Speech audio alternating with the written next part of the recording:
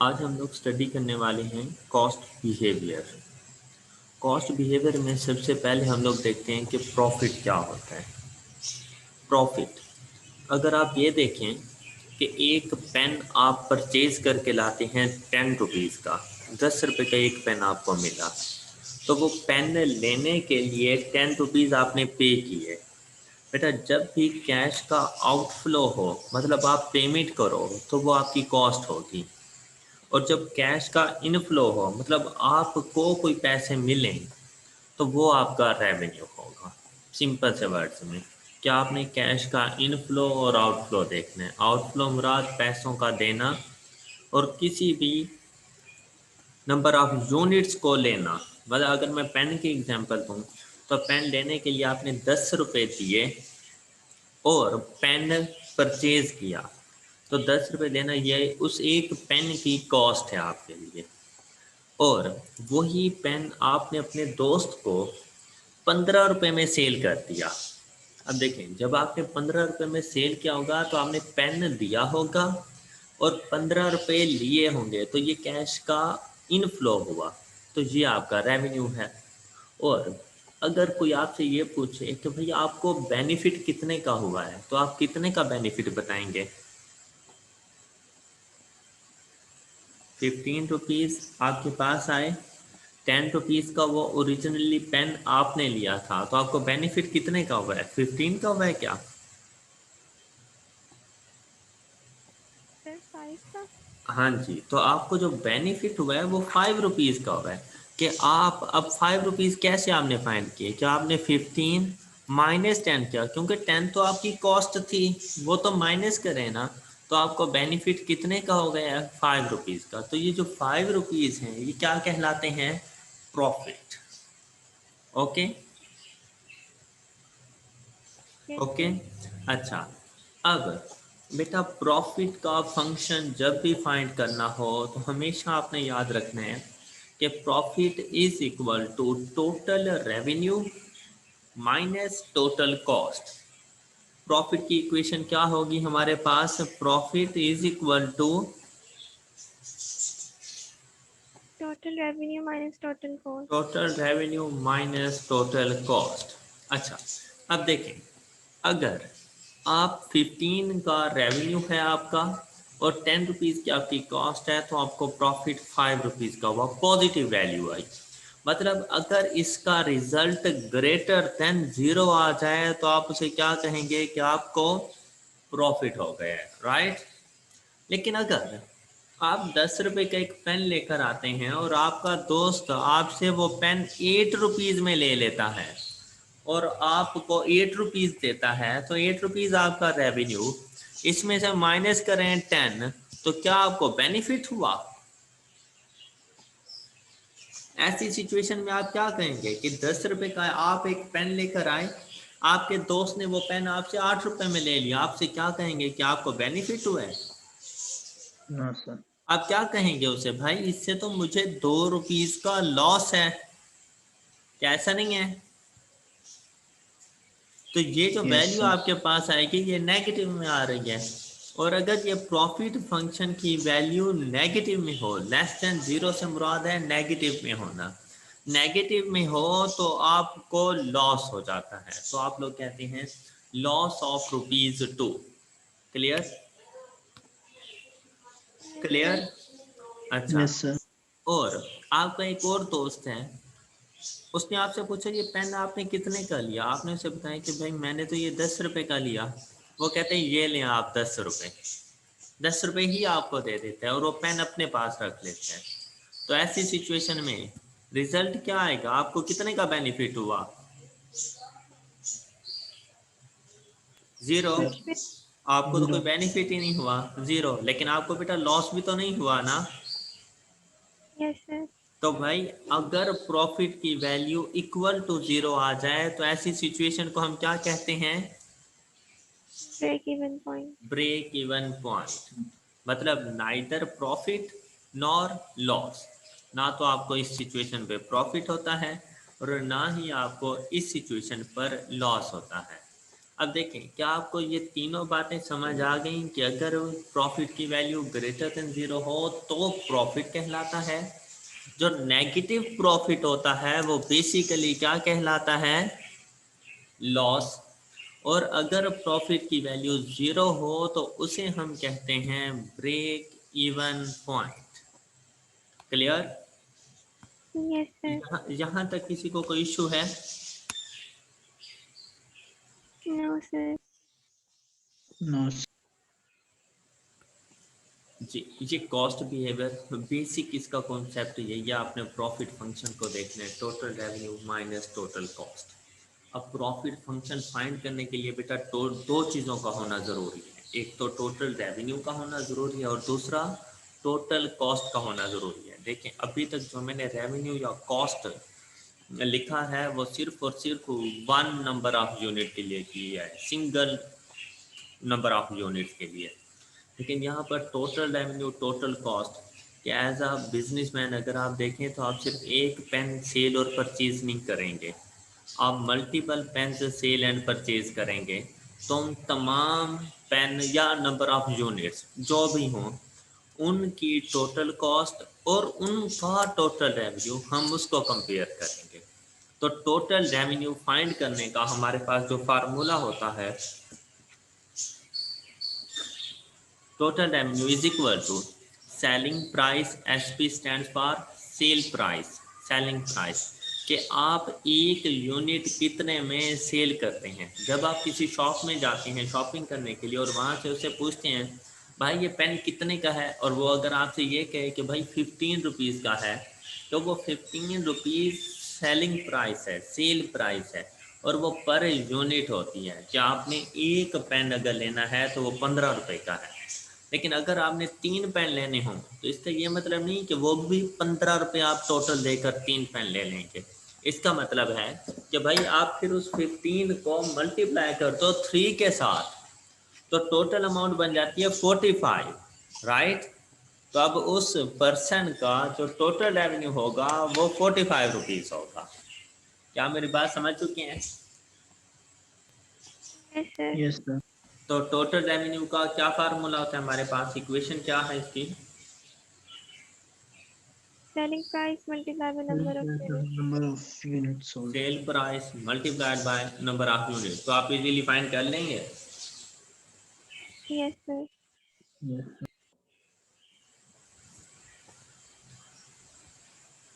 अब चलते हैं कॉस्ट की तरफ।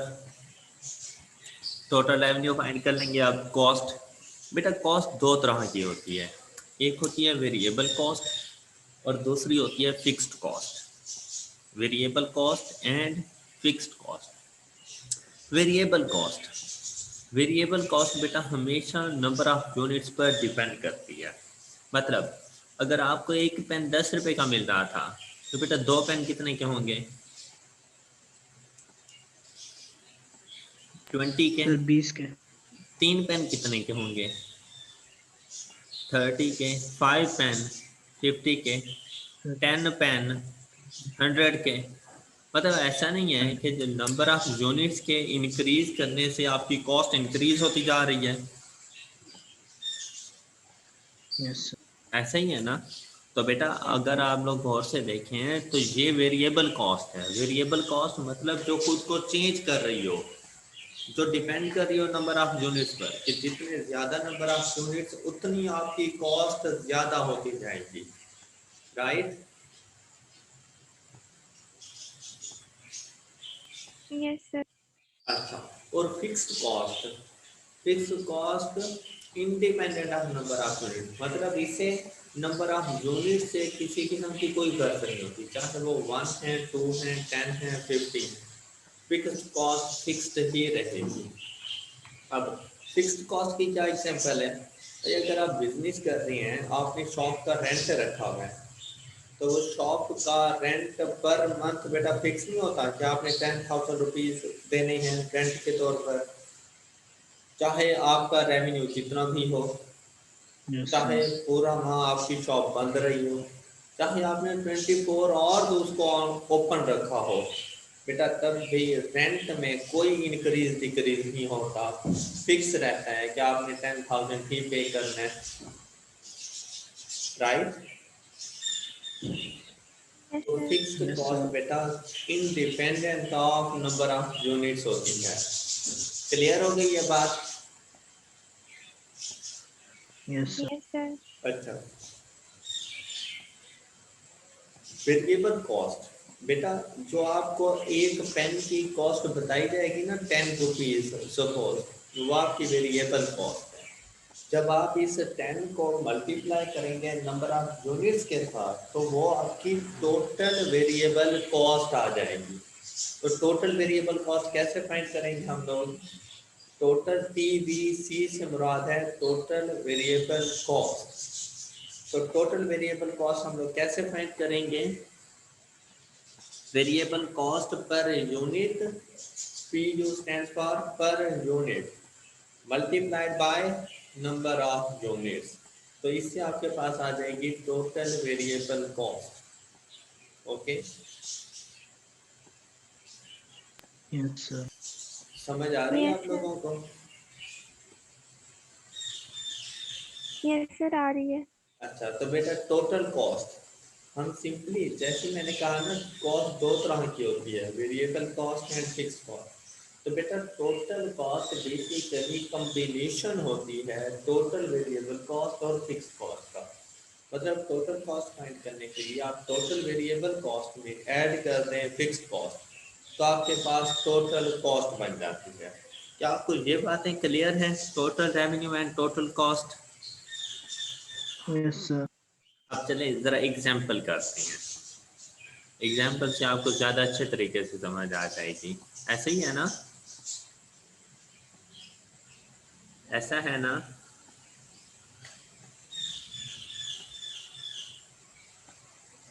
Yes, sir. Variable cost per unit 10 rupees, selling price 15 rupees और फिक्स्ड कॉस्ट है 100। बेटा ये क्वेश्चन में ये चीज़ें गिवन होंगी, आपको ये तीनों चीज़ें क्वेश्चन में गिवन होंगी। अच्छा, अब बेटा नंबर ऑफ यूनिट्स आपसे पूछे जाते हैं, नंबर ऑफ यूनिट्स आपसे पूछे जाती हैं। तो बेटा जब पूछे जाएंगे तो मतलब फिर खुद तो नहीं बताएगा वो, तो हम उन नंबर ऑफ यूनिट्स को क्या सपोज कर लेंगे? नंबर ऑफ यूनिट्स को हम लोग x सपोज किया करेंगे। डन? क्लियर है ये बात? Yes, sir. अब देखें बेटा, प्रॉफिट फंक्शन अगर फाइंड करना हो तो प्रॉफिट फंक्शन के लिए टोटल रेवेन्यू चाहिए आपको, और टोटल रेवेन्यू के लिए हमने क्या फार्मूला देखा था? Total revenue is equal to, Sale price multiplied by number of units. हाँ जी, तो बेटा सेलिंग सेल प्राइस तो गिवन है, कितनी है सेल प्राइस? 15। Yes, sir. और नंबर ऑफ यूनिट्स हमारे पास कितने हैं? नंबर ऑफ यूनिट्स कितने हैं हमारे पास? x। बेटा अगर यहाँ पे होता 5 यूनिट्स तो हम 15 इंटू 5 कर देते, यहाँ पे होता 8 यूनिट्स हम 15 इंटू 8 करते, यहाँ पे होते 10 यूनिट्स हम 15 इंटू 10 करते, यहाँ पर हमारे पास नंबर ऑफ यूनिट्स हैं x, तो हम 15x कर देंगे, ये टोटल रेवेन्यू बन जाएगा। बात समझ आई आप लोगों को? Yes, sir. अच्छा, उसके बाद टोटल कॉस्ट फाइंड करने के लिए टोटल वेरिएबल कॉस्ट, तो टोटल वेरिएबल कॉस्ट कैसे फाइंड होगी? Variable cost per unit 10 and multiplied by number of units x, तो टोटल वेरिएबल कॉस्ट क्या बन जाएगी? 10x। डन? Yes, sir. हाँ ना करते रहा करें। अच्छा, अब टोटल कॉस्ट का फंक्शन क्या बन जाएगा? Total variable cost plus Fixed. Fixed cost. तो देखें टोटल कॉस्ट क्या बन गई आपके पास? 10x plus 100, right? Yes, sir. बेटा ये टोटल रेवेन्यू आपके पास आ गया, ये टोटल कॉस्ट का फंक्शन आपके पास, इसे हम लोग फंक्शन बोलते हैं। जब एग्जैक्ट वैल्यू ना हो एक्स हम लोग लगाते हैं तो हम उसे कहते हैं कि ये रेवेन्यू का फंक्शन या फिर ये कॉस्ट का फंक्शन है। अब अगर हमने उसे प्रॉफिट का फंक्शन फाइंड करके देना हो तो हम लोग उसे क्या बताएंगे? प्रॉफिट क्या था हमारे पास? Total sir revenue, revenue minus total Minus cost. Revenue minus total cost. देखें क्या हमने सही लिखा?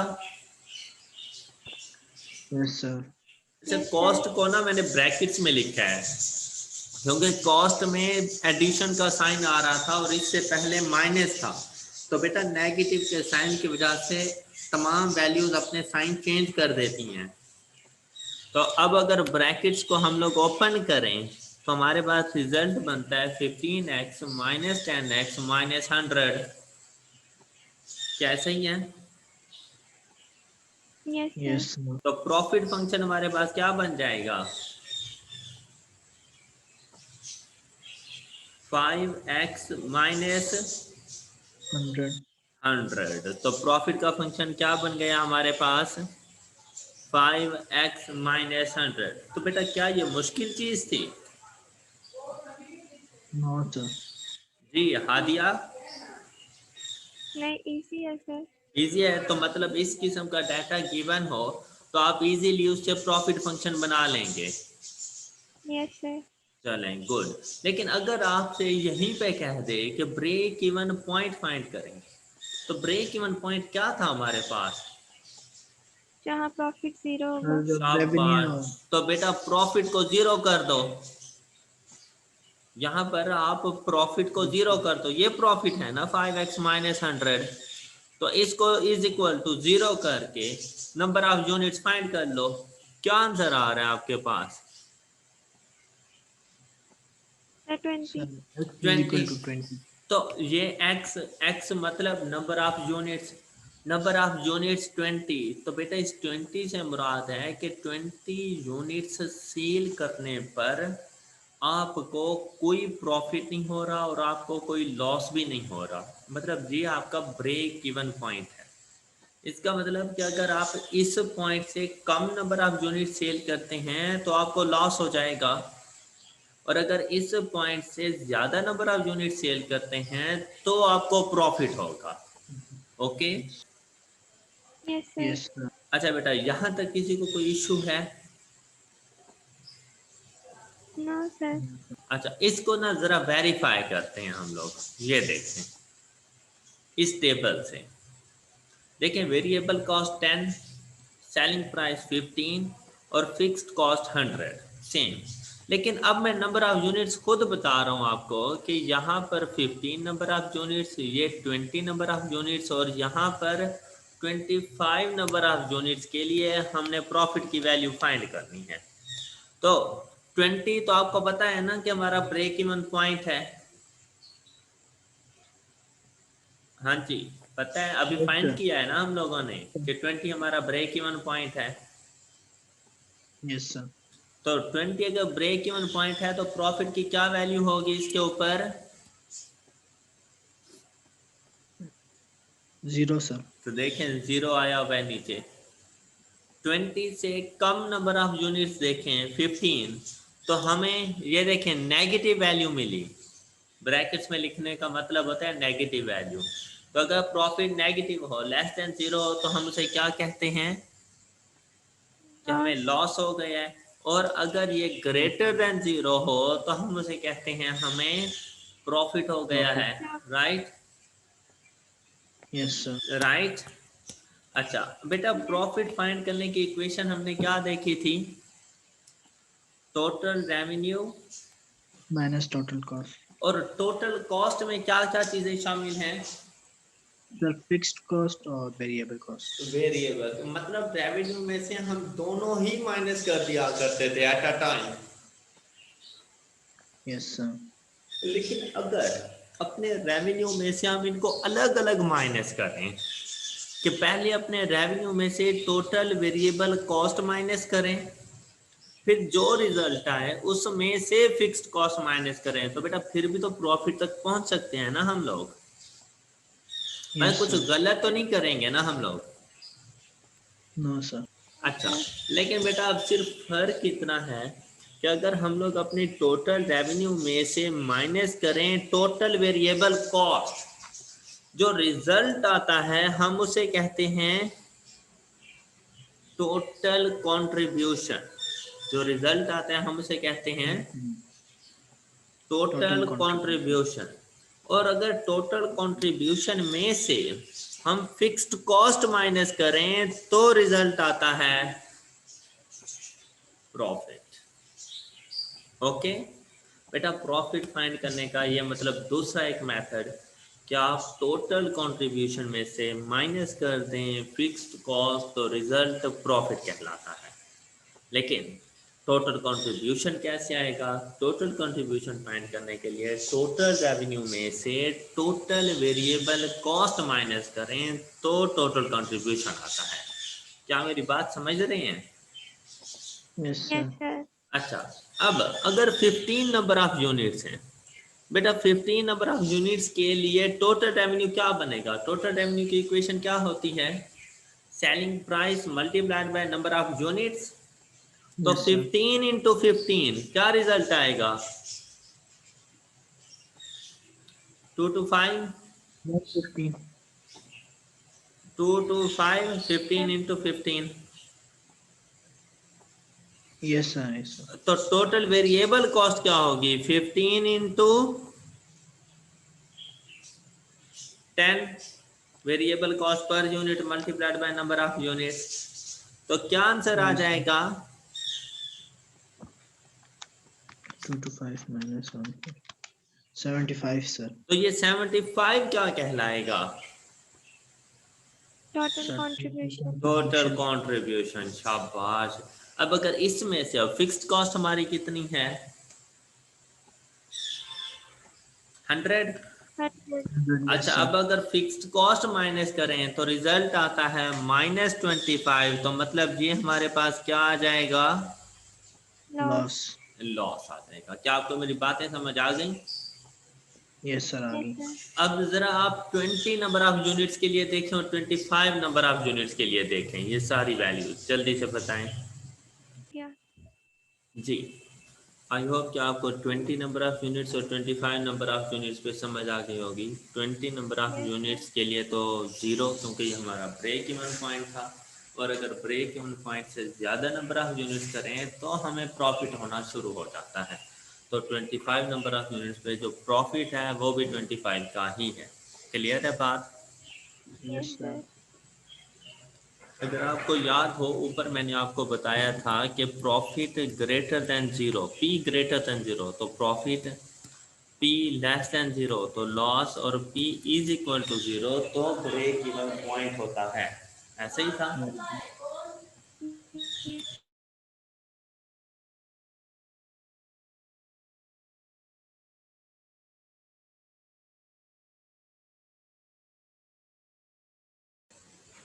अच्छा बेटा, वो एक पहला रिलेशनशिप था जो मैंने आप लोगों को बता दिया था प्रॉफिट से रिलेटेड। लेकिन अगर आप इधर इस टेबल में देखें और यहाँ पर देखें total contribution less fixed cost, अगर आपकी total contribution less than fixed cost हो तो रिजल्ट क्या आएगा आपके पास? Loss, sir. लॉस। और देखें, आपको ऊपर जो एग्जांपल हमने किया उससे पता चल रहा है ना आपको कि अगर टोटल कंट्रीब्यूशन फिक्स्ड कॉस्ट से कम है तो रिजल्ट हमेशा नेगेटिव में है, और नेगेटिव रिजल्ट को हम लोग लॉस बोलते हैं। लेकिन अगर total contribution is equal to fixed cost है तो फिर इस सिचुएशन को हम क्या कहते हैं? Break even. Break even. Break even. और प्रॉफिट कब होगा आपको? जब